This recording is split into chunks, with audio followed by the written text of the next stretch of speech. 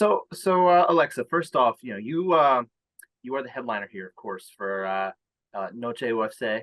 It's a big deal because we haven't seen the UFC kind of really embrace Mexican Independence Day and the time around it like boxing has. How does it feel to be the headliner for this?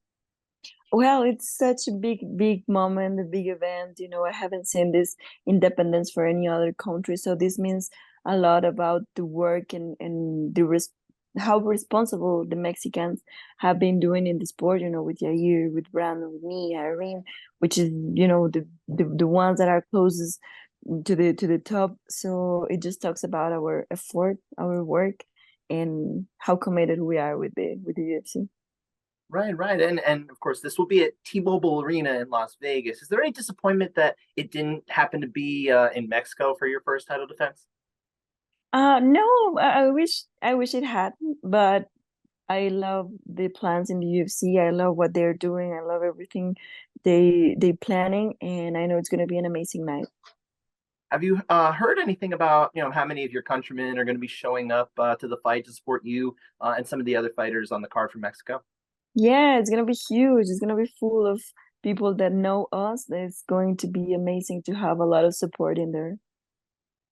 And of course, Dana White was showing off recently the custom championship belt designed for you. I see a little smile. So, what do you think of it? I mean, we had one, of course, from for Yair Rodriguez as well. This one is for you. What do you think? How do you like it? Well, it's a big motivation and a super amazing notice because I want to earn it. I want to win it. I want to have that belt on my waist that night, and just only motivation because it's beautiful and I truly want to keep it. I'm sure. I'm sure. Do you have a spot that you keep your championship belt at home, or have you not really kind of set that up yet? No, not yet. Okay, okay. You got to have find somewhere for that one, right? For if Yeah, of that one home, course, you're of gonna have to find course. somewhere. But Yeah. it's so beautiful, you don't want to hide that. No, no, no, of course. But the first thing is to win it, to earn it, and give an amazing fight. Of course, of course. Now, what's been the best part for you of being the UFC champion, getting to this point? Because you dreamed about it, and now it's here. What's been the best part? Well, the best part is like to every single night to dream and to rest in peace knowing that I'm giving my best every single day because I have a lot of discipline, I've been extreme with discipline all these last years, all these last months, days and hours of my life. So it's amazing to sleep, extremely tired, exhausted, knowing that I give my best every single day and try to keep this the longest as I can. I don't know how much my body will resist this big training, but I know that I'm doing my best every single day to be the best. Right, right. And of course, you've got to be able to hold on to it through the fight with Valentina Shevchenko once again. This, I believe, is your first rematch. What has it been like for you preparing not only for, an opponent that you've faced before, but somebody that you've kind of been thinking about for the last like almost a year now, right? Well, it's great, like I said, it's an honor to me to share the octagon with someone that had done so much for the sport, not just for women's MMA. I know that a lot of fighters look up her career to something like a target to achieve. So that's something that I look up to do too.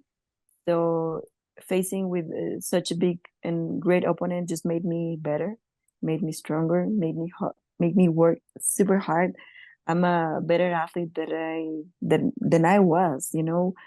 I've been training so much. I've been improving in so many areas, which is the most important thing. And I'm truly happy to share the octagon again with her. And going into that first fight, you beat the odds. You were a major. This was a major upset, I think, for in a lot of people's minds. Maybe not yours, but a lot of people, I think, watching the sport.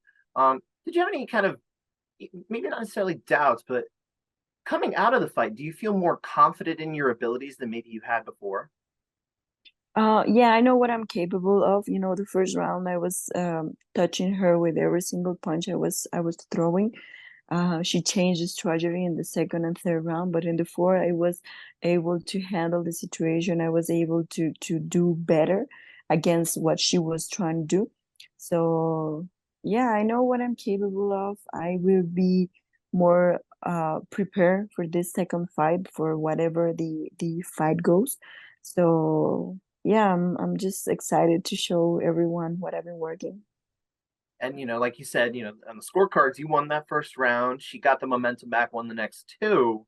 How do you kind of going into this one, having learned from what you did, how do you kind of go about preventing her from getting that momentum back like she did in that fight? How is it you can kind of cut that off before it happens? My training changed a lot.